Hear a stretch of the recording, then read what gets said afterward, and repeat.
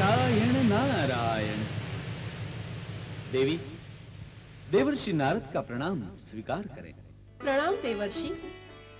तो हम आज्ञा चाहते हैं। क्या आप शीघ्र ही प्रस्थान करेंगे? हाँ, आप हमसे विचार विमर्श करना चाहती थी। हमने देखा आप स्वयं विचार मग्न हैं। तत्पश्चात हमारी क्या आवश्यकता?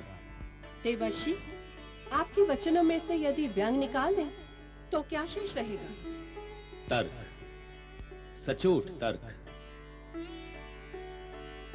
यदि और कदाचित का एक पूरा विश्व है जिसका हम आपको परिचय कराते हैं। देवर्षि, जैसे कि आपने यह जाना कि ऋषि विश्वामित्र राजा हरिश्चंद्र के सामने एक के पश्चात एक संकट का निर्माण कर रहे हैं। अवश्य। क्या आपने राजा हरिश्चंद्र की धर्मनिष्ठता का दर्शन नहीं किया? रानी तारामती ने अपने सौभाग्य चिन्ह तक का दान कर दिया। ये नहीं देखा आपने? उनके पुत्र रोहित का अपने पूर्वजों की परंपरा को आगे बढ़ाने का प्रयत्न नहीं देखा आपने? देवी, समय के साथ संघर्ष राजा हरिश्चंद्र कर रहे हैं। वह इतिहास का सर्जन है। इस सर्जन के विषय में विचार कीजिए। किंतु देवर्षि, संघर्ष की कोई सीमा तो निश्चित होनी चाहिए। संघर्ष की सीमा निश्चित ही है। संघर्ष की जिस चरम सीमा समय देवों को या स्वर्ग लोक से पृथ्वी लोक पर प्रकट होने पर विवश होना पड़े, यह सीमा है संघर्ष की। किंतु ऋषि विश्वामित्र और राजा हरिश्चंद्र के इस संघर्ष में स्वयं देव ऋषि विश्वामित्र को साथ देने वाले हैं। देवों का ऋषि विश्वामित्र को जो साथ है वह संघर्ष के समय पर है। संघर्ष की चरम सीमा समय देवों को धर्म और सत्य का साथ देना होगा। अब यह तो समय ही सिद्ध करेगा कि धर्म और सत्य कहां है। ऋषि विश्वामित्र के पास या राजा हरिश्चंद्र के पास? देवर्षि, आपके आशीर्वचन किसके साथ है? हमारे आशीर्वचन में भी व्यंग प्रतीत होता है, और हमारा व्यंग हो या आशीर्वचन सर्व के लिए है। अब देखिए ना, राजा हरिश्चंद्र ऋषि विश्वामित्र का सही परिचय जानने का प्रयत्न कर रहे हैं। सूर्य किरणों का जन्मदाता सूर्य के अतिरिक्त और कौन हो सकता है? कितना साधारण तर्क है ना?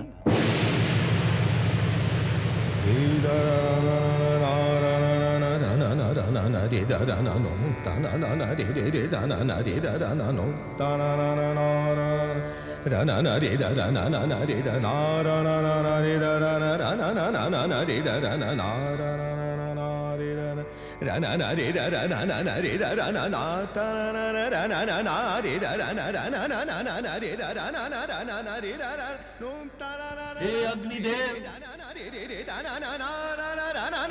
अब हमें आज्ञा दे। अब न जाने कब हम आपको ये यज्ञ कुंड में पुनः प्रस्थापित कर पाएंगे।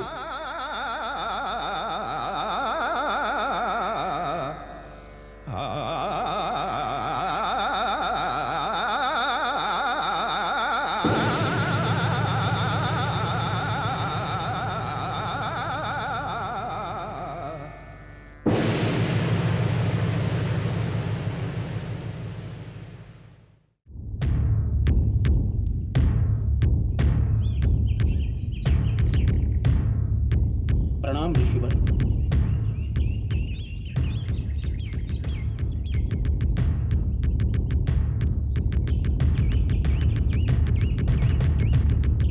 आयुष्मान भव।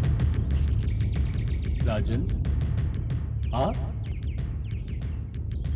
यह आश्चर्य है या प्रश्न है?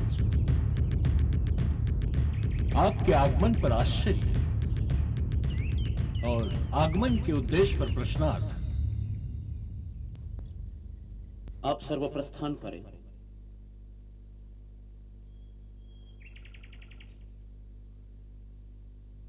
हम एक प्रश्न लेकर आए हैं ऋषिवर। हाँ, आज आपके हाथ में फल इत्यादि नहीं देखकर हम जान गए। हाथ यदि खाली हो तो मन में प्रश्न होने की संभावना अधिक हो जाती है। क्या हम प्रश्न प्रस्तुत कर सकते हैं? क्या उत्तर की अपेक्षा है? हाँ। कहिए। ऋषिवर, ऋषिवर आप कौन हैं?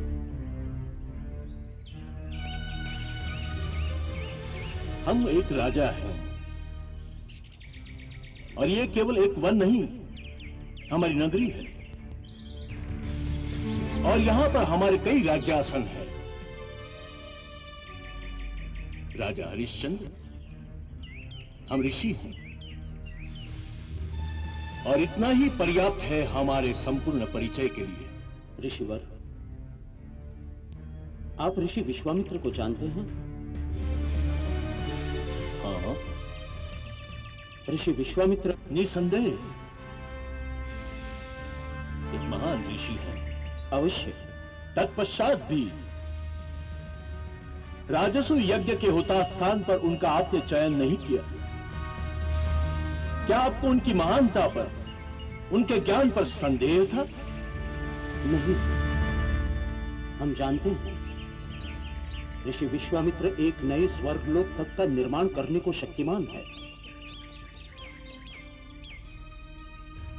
तो किस कारण आप हमारा परिचय जानने को उत्सुक हैं?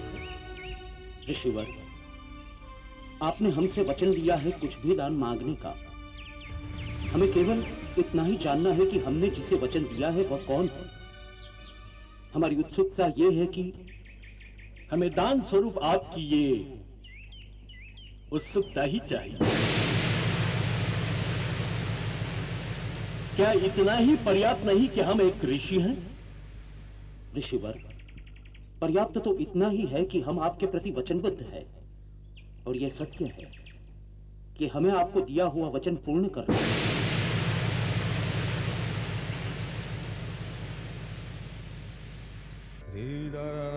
यहां इस घने वन में केवल हम हैं। यदि आपको अपने दिए हुए वचन के कारण कोई संकोच हो, संकट हो तो निसंदेह कहिए। हम यहां से शीघ्र ही प्रस्थान कर जाएंगे। होगा केवल इतना ही कि आप अपना वचन पूर्ण नहीं कर पाएंगे। क्षमा ऋषिवर, क्षमा।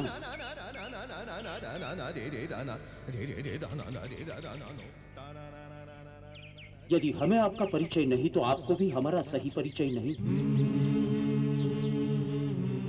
यह परंपरा रही है इक्ष्वाकु कुल के सूर्यवंशी राजाओं की, हमारे पूर्वजों की।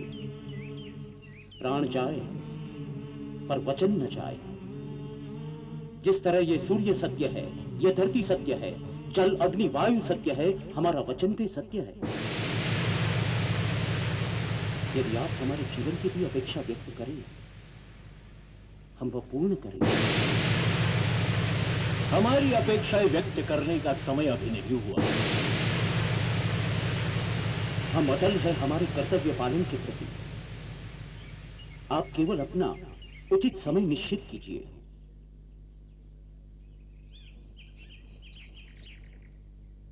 अब हम आज्ञा चाहेंगे ऋषिवर। प्रणाम। आयुष्मान भव।